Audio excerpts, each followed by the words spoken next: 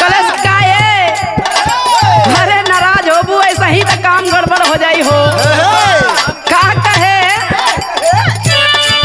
धनयाज हमसे ना राजी बारू का हो।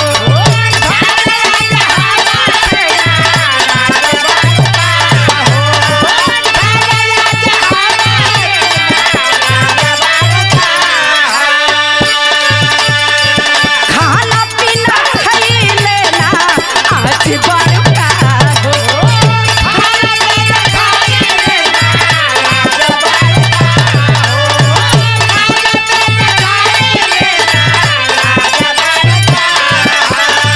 धनयाज हमसे ना राजी बारू का हो। खाना पीना खइले ना आज बारू का हो। का कहे सैया दिलिया दी साड़ी हो। सैया दिलिया दी साड़ी कोहलर गुलाबी हाँ गुलाबी गुलाबी हाँ गुलाबी गुलाबी जौना में के पहिने राउर भाभी हाँ गुलाबी गुलाबी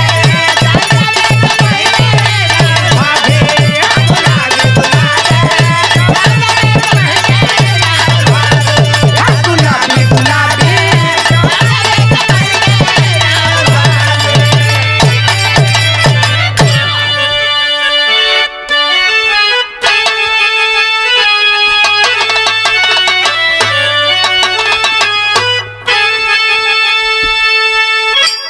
अच्छा भैया, मैं गायिका रीना साहनी जालहूपुर बनारस के धरती से एक बिरहा आप लोग के बीच में हम भेजे थे ओपी म्यूजिक के सौजन से।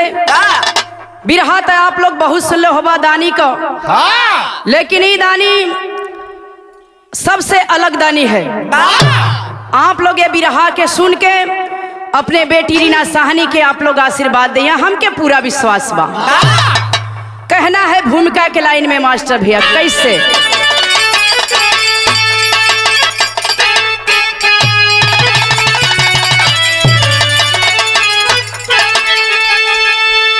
तो ये टली भगति की राह पग पग कठिन है। अरे सहजना सभी इस पे चली पाएंगे मगर तेज इतना कि हरिओम हरि भी और हवन कुंड में इसके जली जाएंगे। महजीद दे राजा महिसमतपुरी के अरे औलाद बिन था महल जिनका सूना हर परदान भोला दिए जिनके तप से। अरे महेंद्र खुशी तब बढ़ी दिल में दूना।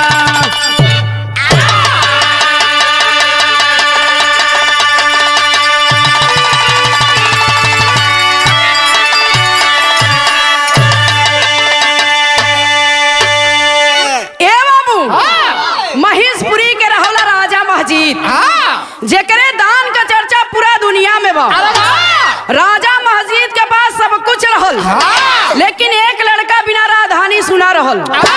राजा जहाँ भी बैठे उनके एक ही चिंता सतावे कि जब तक हम जीवित है राजधानी चलत हो, हमारे मर गईले के बाद ही राजधानी के चलाई।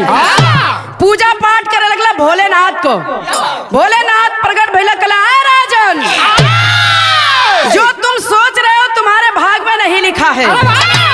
राजा इतना बतिया सुनते लगलो हो से खला है भगवान देवा वाला यहाँ अलेवा वाला सब कुछ तो आपके हथवा में बा।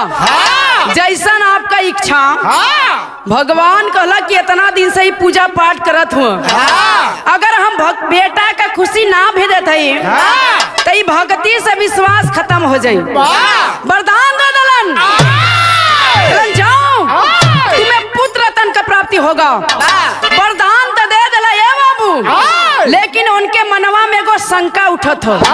मन में शंका का उठल गजल का भाव भैया।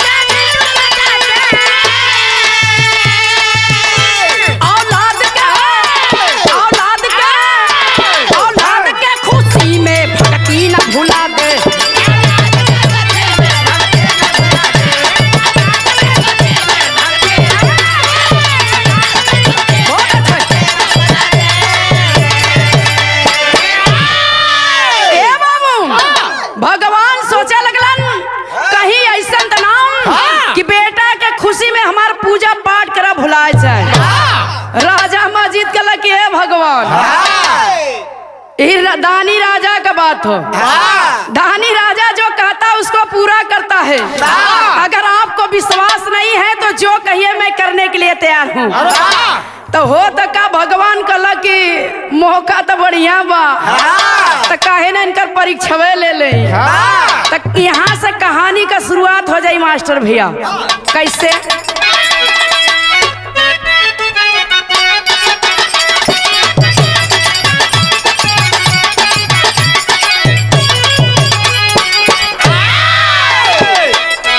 वादा किए है राजा रानी हुई गर्भवती, अंतिम रहा महीना पूरी हुई मनौती। एक रोज चले जंगल रानी कहे घुमा दो, बोला हिरनी का बेटा आए माँ मुझे बता दो। रानी को होगा बेटा की बेटी का समाने, बेटा ही होगा बेटा हिरनी लगी बताने। आदेश दिए राजा लाओ महल पकड़ के, मालूम तुझे कैसे बोली हिरनी अकड़ के। भविष्य जानती हूँ मैं आपकी अदानी, भविष्य जानती हूँ मैं आपकी अदानी। महल में रहो मेरे बोली बिहार के रानी।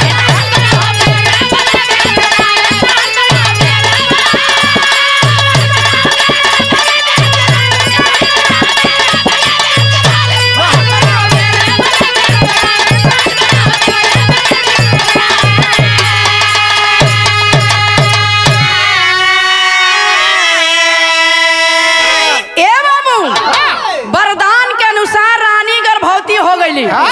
नवा महीना लग गल। राजा बड़ा देख रेख करत हुन। रानी के मनवा में आल गेर कि राजा शिकार खेले बदे जात हुन। कहली कि ए राजा आप जंगल में शिकार खेले बदे जात हुआ तो साथ में हमहू के ले चला। आप जंगलवा में शिकार कैली हमहू घूम फिर ले, हमरो जियान मान हो जाई। राजा साहब रथ सजौनम रानी के बैठौला रथ पे बाबू जंगल की ओर चल दिल। जब जंगलवा में पहुंचा टाइम तो देखी आज एक हिरनी अपने बच्चा के लेके पेड़ के छांव में बैठल बा। हिरनिया के बच्चवा जब रानी के देखले तो अपने मतारी से सवाल कैलस, अरे माँ बताओ रानी को बेटा पैदा होगा कि बेटी? संजोग के बाद बाबूजी, संजोग के बाद उ सब जानवर रहल। लेकिन जैसे हम आप बात करीला मनुष्य के भाषा में बतियावत रहल। ई बतिया रानी सुन गई। जाके राजा से कहली कि सुनत हुआ हो हे राजा, अरे उ सब जानवर बड़न, लेकिन कैसे मालूम कि हमके बेटा पैदा होई? ए बाबू, राजा साहब आदेश दिला दरबारी लोग के हिरनी हिरन के बच्चा के जौने समय महल में पेश कैलम। राजा आकर के पूछत हुआ, हिरनी बताओ तुम्हें कैसे मालूम कि रानी को बेटा पैदा होगा? हिरनिया जब इतना बतिया सुलस लगल हो से, हे राजा तू इतना बतिया सुन के घबरात हुआ? हम तुहार पूरा भविष्य बता देव कि तोहरे भाग में का लिखल हो। जब इतना बात रानी सुनली हथवा जोड़ के खड़ा हो गई। कहली के हिरनी तू अगर जानत हो तो सुन ला हमार बात। जब तक हमार बेटा पैदा ना हो जाए महल से तो के ना जाए के हो। कहली ठीक बा, हम महल में रहब, लेकिन हमारे एगो शर्त रही। उ का शर्त बतावत नहीं, एगो गीत लगल भैया।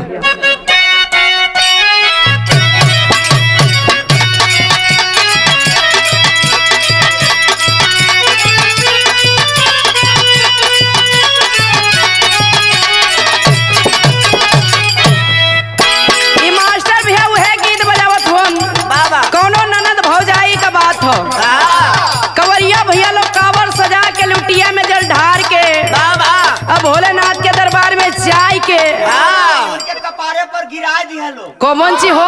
पानी हो। हाँ गिरा दहन के चढ़ा दी है ये खाटी व्यापार का है। हाँ वो पता चल गल हमके। तो का कहे भैया पिया गई सऊदी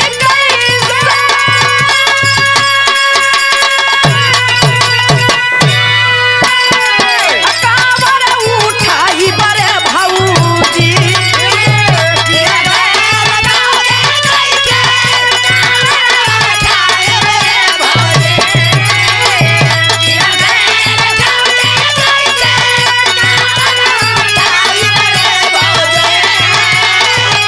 ये भौजी रे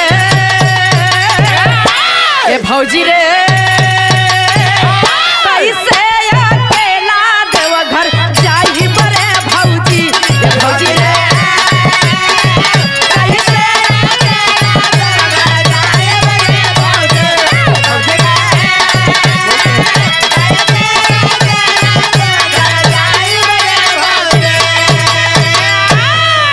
लेकिन ए बाबू आज वो हिरनिया का सवाल करत बा भैया भाव में कहना है क्या बनवा में खोजत होई है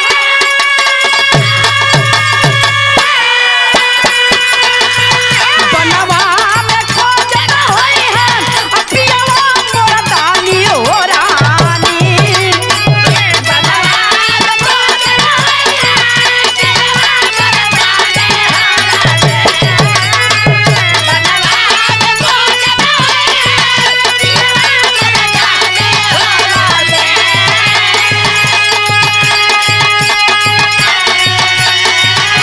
ये रानी हो ए रानी हो मनवा हमारी कैसे मानी हो रानी ए रानी हो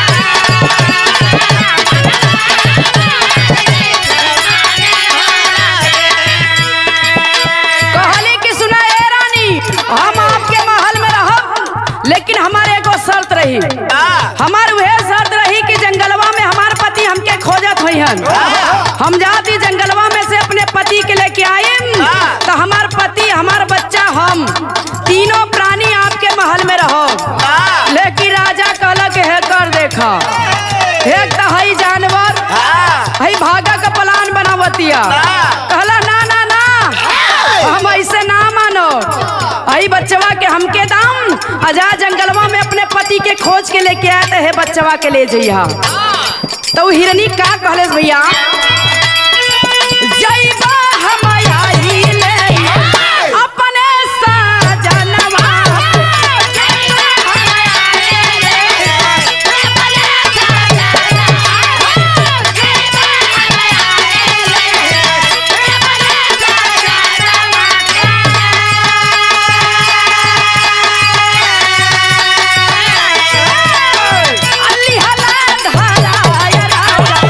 बबुआ हारी नवा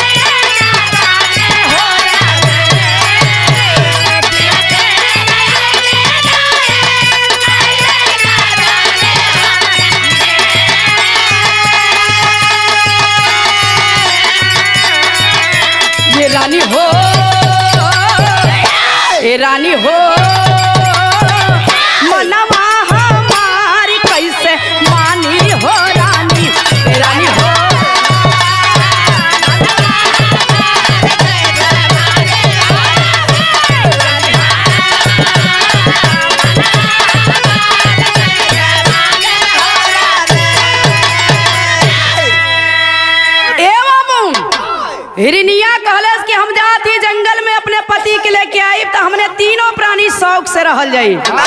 राजा कहला कि ठीक है तू शौक सजा, लेकिन हई बच्चवा के हमके दे दा।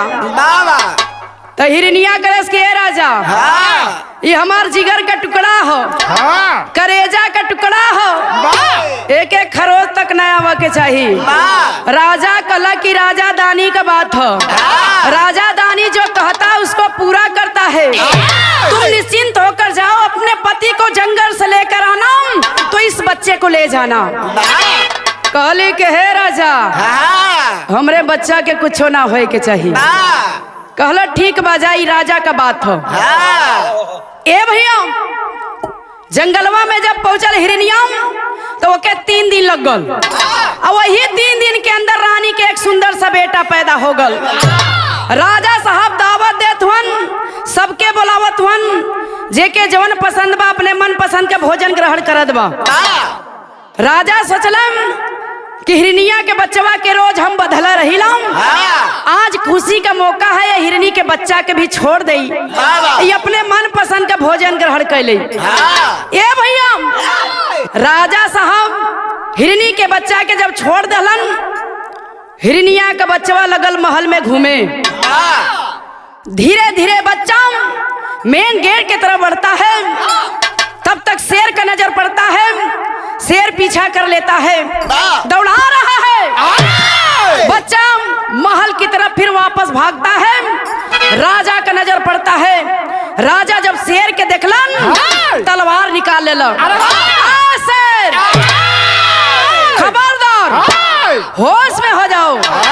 शेरवा कलश के हे राजा तोरे दान का चर्चा हम सुन के आल है, सुन है कि तू बड़ा दानी राजा हुआ, और देखा दई तोहरे महल में सब अपने मन पसंद के भोजन ग्रहण करत हो।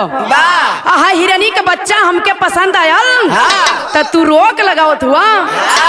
राजा कला शेर तुम चाहे जितना मांस खा लो, मैं खिलाने के लिए तैयार हूँ, लेकिन मैं इस बच्चे को कुछ होने नहीं दूंगा। ये बच्चा किसी की अमानत है, जो कहो मैं करने के लिए तैयार हूँ। शेरवा कलश के हे राजा सोच समझ के बात करिया, कहीं उल्टा न पड़ जाए। का मांगा था शेर भैया? एगो गीत लगल है।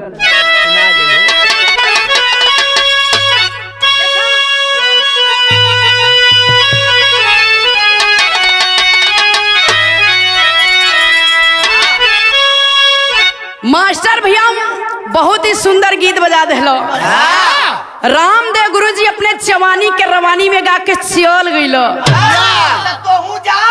कहाँ? अरे अपने घरे जेबू की का ओपी भैया की स्टूडियो में रहबू। दो मर्दवा हम सोची कहीं अंता भेजत हुआ अब हमके। बाबू ने जइयो देखला ओपी भैया वो जगह हमारे बाबूजी के भेजल है। ज्यादा हमारे बाबू का तू उम्र बढ़ावला ठीक करला। तो रामदेव गुरुजी कैसे गावा भैया?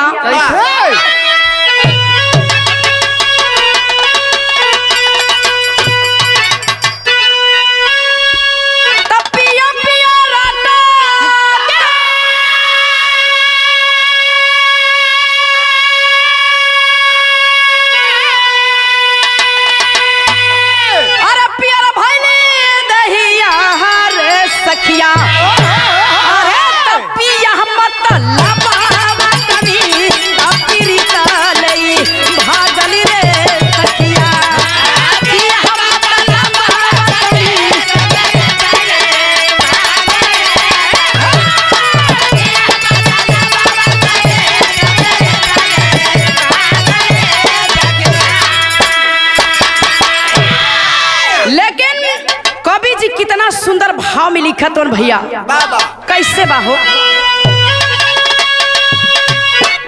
दानी दानी सुना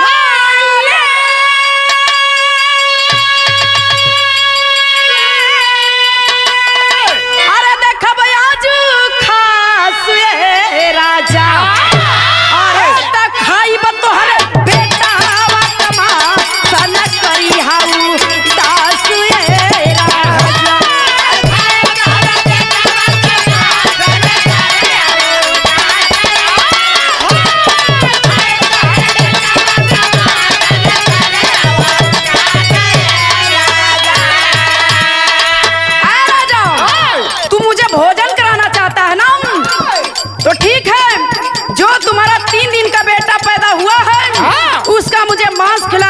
खाकर शौक से चला जाऊंगा।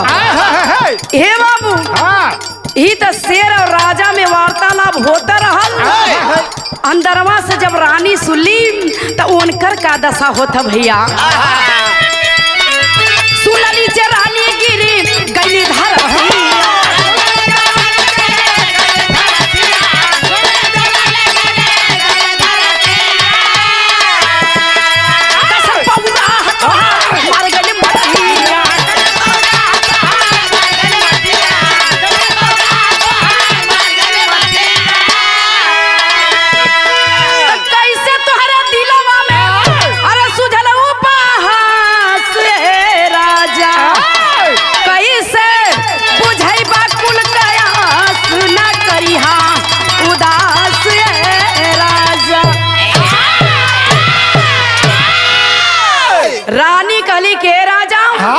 इतना दिन के बाद एगो बच्चा का किलकारी सुना के मिलल। तो ये जवान तू शेर के देव जात हुआ ये राजा, हम कैसे जियब ये राजा कह के बाबू झरझर झरझर रोवत बाड़ी। राजा कहला कि ये रानी, अगर तू हमार बात ना मनबू तो जिंदगी भर का कमाई कुल मिट्टी में मिल जाई। राजा का बात मान के आज रानी 3 दिन के मासूम के साथ करत का बाड़ी। विदेशिया का लाइन है भैया, कैसे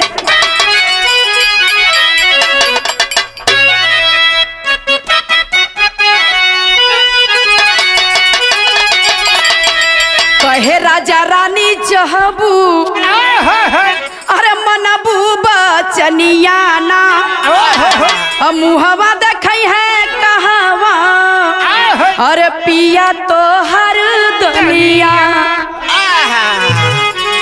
अले अली रानी तबू अरे लाल के चरवा में कहे से कटा अपने हाथे दुनो प्रणिया छूटे ना कटारी नाही अरे मुहवा से आह निकले नहीं ले भगाव हरि नवाए रनिया। ए बाबू, राजा का बात मान के रानी 3 दिन के मासूम के बाबू लेके शेर के पास आयल बाड़ी। कहली ले ऐसे ले, तू मेरे बेटे का मांस पसंद किया है तो ले मेरे बेटे के मांस खाकर तू यहाँ से चला जा। शेरवा कहलस कि ना ना ना, अगर हम अपने से काट के खाम तो सारा पाप हमके लग जाई। हमार शर्त रही दोनों प्राणी से, हमारी यह शर्त रही कि एक ही साथ कटार उठावे के होई, एक ही साथ कटार चलावे के होई। इतने नाम ना मुंह से आह निकले के चाहिए ना हाथ से कटार छूटे के चाहिए। अगर मुंह से आह निकल गल हाथ से कटार छूट गल तो ये जान जहिया कि भोजन ग्रहण ना करम, हिरनी के बच्चा के लेके जंगल की ओर चल दे। हे बाबू, आज राजा साहब बार बार समझावत हन रानी के कि कहीं शेर के बात के भूल न जाए। हे बाबू, कैसे समझावत हन, टेरी के भाव में कहना है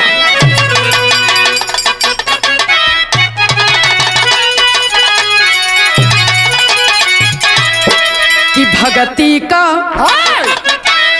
आज होई फैसला, अरे भगती का आज होई भगती का आज होई फैसला, मौत भी सिहर उठी हिल गई दिव्य शक्ति। अरे हो शक्ति, अरे हो मौत भी सिहर उठी हिल गई दिव्य शक्ति, भगती का आज होई फैसला। ए बाबू, आज राजा का बात मान के देखी उरानी करत का बाड़ी। एगो गीत लगल भैया,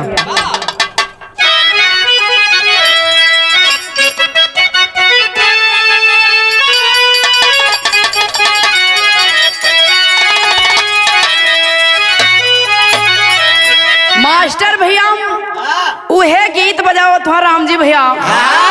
कौनो दूगो सहेली रहली, अब पहिलकी का गौना का दिन पड़ गयल, दूसर की बड़ी खुश रहल हो। खुश रहल? हाँ भैया, वो बड़ी खुश रहल। भौजी तो रोवत रहली हो। हाँ ठीक है, देख ले का भाई। तहु का बताओ थी भैया कि आज एकादशी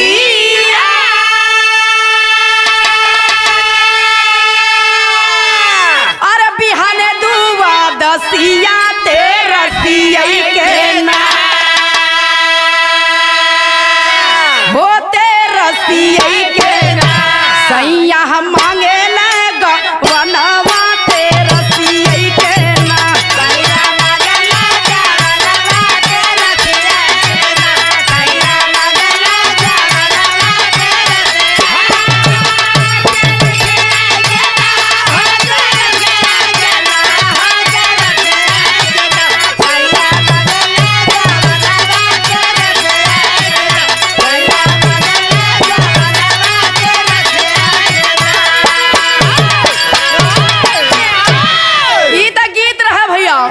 लेकिन भाव में कहना है कवि जी कितना सुंदर लिखले हुए कैसे कि लाल के धरती अरे सुलाइता बसतिया बनाई लहलीना हो बनाई लहलीना अपन बाजार का छतिया बनाई लहलीना अपन बाजार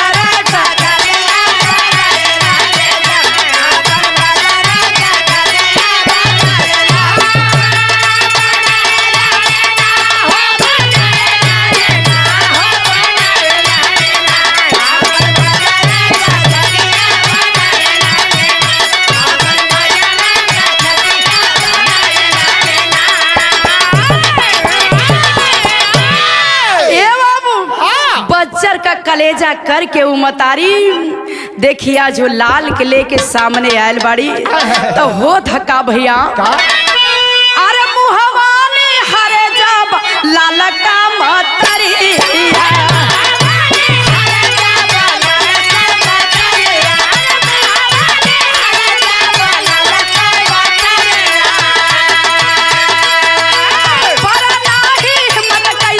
मारी हम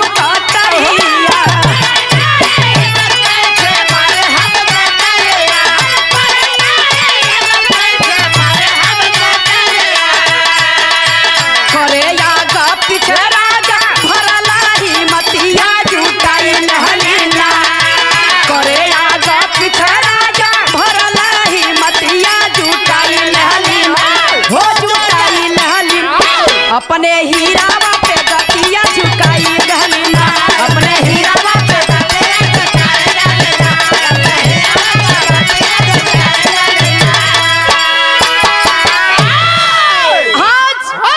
वो 3 दिन के मासूम के लेके राजा के पास आयल बाड़ी हे बाबू आज वो 3 दिन के मासूम के जमी पे सुता दहली एक हाथ में राजा रानी के कटार दे देलन एक हाथ में अपने कटार ले लेलन आज रानी कटार उठा के बाबू यही तरह से झुका के रोक लेली हो राजा सोचला कि रानी का कटार तो चल देलस राजा जब तक समझ पाते तब तक बाबूजी आज वो राजा का कटार चल दिले सो आज वो लड़का का गर्दन अलग और धड़ अलग हो गया रानी के मुहवा से आह निकल गल हाय लाल करके जमीनिया पे गिर गई हो शेरवा का नजर पड़ल कहले कि ना ना ना ना रानी के मुंह से आह निकल गल हाथ से कटार छूट गया अब हम भोजन ग्रहण ना कर सकिला हे बाबू हिरनी के बच्चा के लेके शेर जंगल की ओर चल देता है इधर रानी अपने 3 दिन के मासूम के गले से लगा के झरझर झरझर रोवत ही बाबू राजा समझावत होन के रानी अब रोला से का फायदा अपने आंसू के तू पोछ ला रानी रानी कहली के राजा आप एक आदमी हुआ अपने आंसू के छिपा सकेला लेकिन हम एगो मतारी है अपने आंसू के कैसे छिपाई ये राजा अगर आप हमार आंसू पोछा चाहत हुआ तो हमारे एगो काम कदा ये राजा का कहली भैया एगो गीत लगल है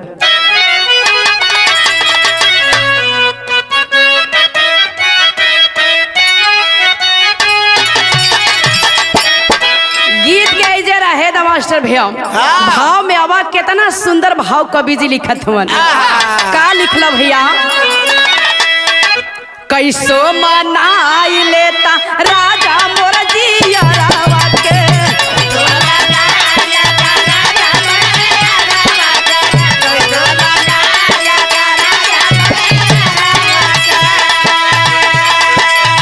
काहे नाही मानत समझाई देता पीरावा के, काहे नाही मानत समझाई देता पीरावा के, कैसो मनाई लेता राजा मोर जियरावा के।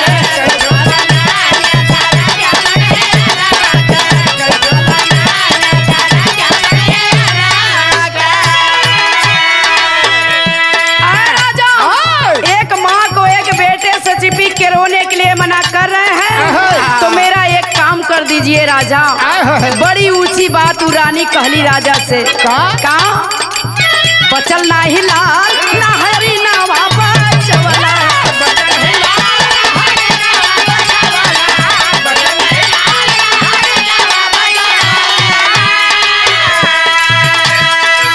बचल नाही लाल ना हरी नावा बचवला।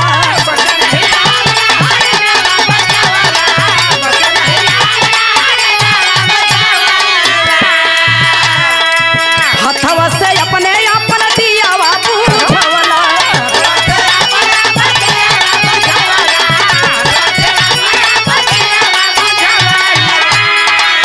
कवने गुनैया हमरे मार देला हीरावा के, कवने गुनैया हमरे मार देला हीरावा के, मार देला हीरावा के, कैसो मनाई लेता राजा मोर जियरावा के।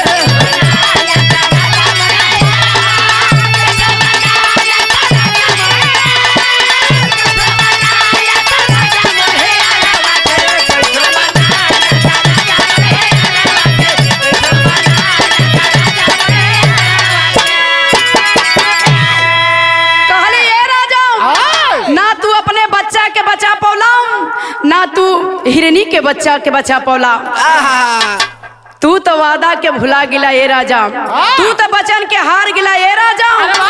राजा रानी में वार्तालाप होता रहल, तब तक जंगलवा में से हिरनिया अपने पति के लेके आ गई। आ जब अपने पति के लेके आयल है ये भैया, तो देखी वो राजा से सवाल कर दिया। का सवाल कैले? पहपट के लाइन में,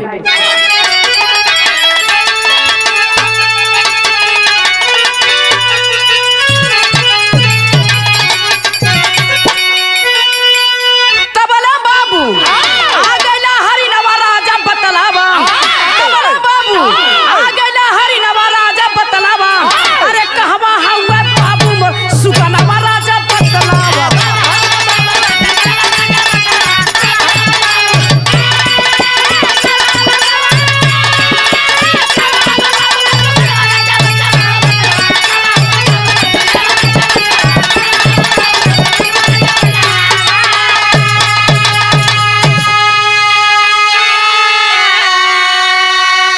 हिरनिया अपने पति के लेके आयल, राजा से यह सवाल कलेस कि ए राजा मेरे बेटे को वापस करो। तो राजा का कहलो, अरे तोहरे बेटा खातिर अपन बेटा देहली मारी हो, अब फिर भी बचा न पवली, तोहरा बेटा गईली हारी हो। गयल शेर ले जंगल के दरमियानवा राजा बतलावा, तक गिरल हिरनिया मुँह के तवने छनवा राजा बतलावा। राजा कलम आए हिरनी, तोहरे बच्चा के खातिर हम अपने बेटा का बलि चढ़ा देली। जब इतना बात हिरनिया सुनलस, कलस के आ राजा, तू तोहार बेटा रहल, तू अपने बेटा के मार दा चाहे काट दा चाहे कुछो करा, लेकिन हमरे बच्चा के हारा वाला तू के पता न जंगल में उस शेर लेके गए होई, तो वो कैसे खैले हुई, कैसे तड़प तड़प के हमरे लाल का प्राण निकलल हुई। हम ना माना भे राजा, हमरो एगो शर्त रही। और का शर्त बतावत है आल्हा के लाइन में भैया।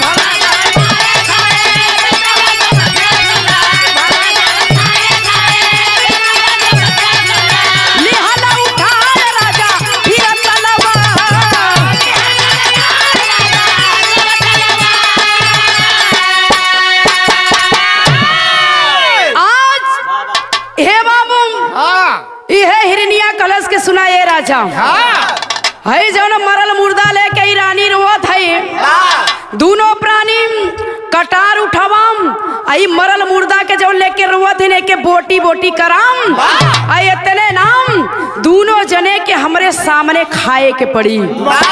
रानी कहली के हिरनी वो भला कवन मतारी होई हो जो कि अपने बेटा का मांस खाई, काहे तू ऐसा मजबूर करत हो। कहली कि कुछ नाम जवन हम कहती तो के सुने के पड़ी। राजा कहला के रानी जब कुल नाश हो गयल, जब कुल खत्म हो गयल तो आखिरी वचन चला इहो पूरा कर देवल जा। आखिरी वचन पूरा कर खातिर राजा फिर कटा ले लेला तो हो थका आखिरी लाइन में भैया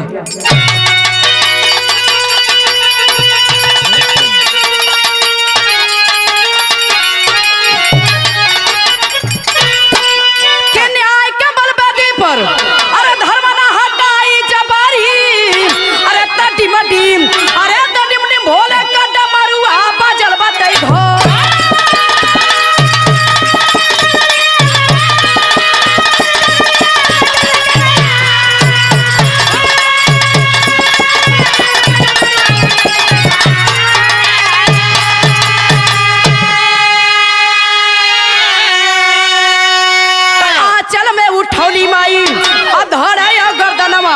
अरे हंसा लगला गोदिया में माई के सुगना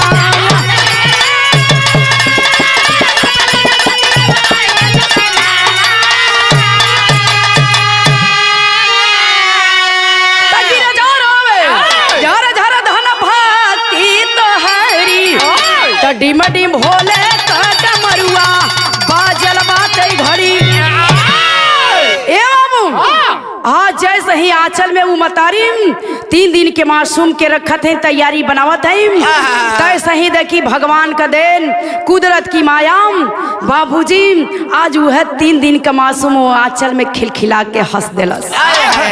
तो देखी वही ठियन अपने असली रूप में लोग आवे लगलो। वो हिरनी कोई और ना रहल, वो हिरनी कोई और ना रहल, वो हिरनी माता पार्वती रहली। जौन हिरन रहल ओहो कोई और नाम वो भोलेनाथ रहलो।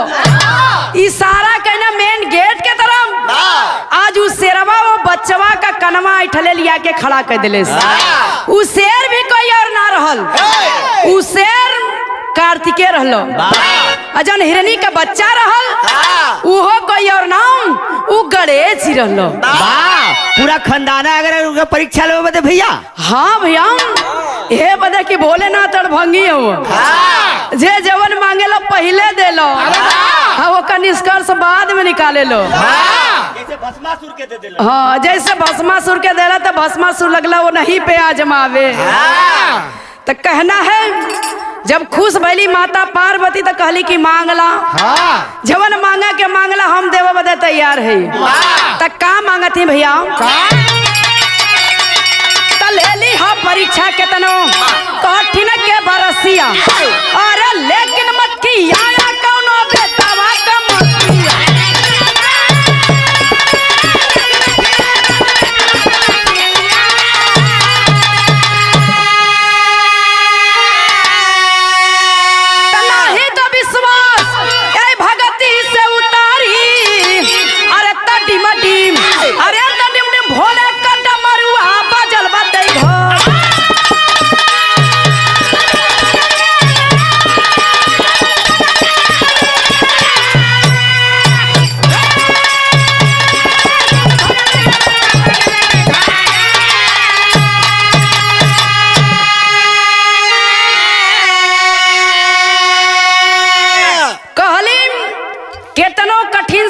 परीक्षा ले ली हम लेकिन कौनो मतारी केतना मजबूर मत करी हम कि कौनो बेटा का मांस खाए के पड़ब नहीं तो भक्ति से विश्वास खत्म हो जाई कोई आपका पूजा पाठ ना करी कलयुग में कहीं मराऊ जे बाजा कोई विश्वास ना करी पूजा पाठ पे।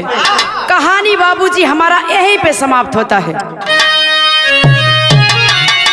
रमन गुरु बिहारी बलदेव बेचन स्वर्ग के वासी राम बचन गुरु विश्वनाथ के भोला भरत अभिनव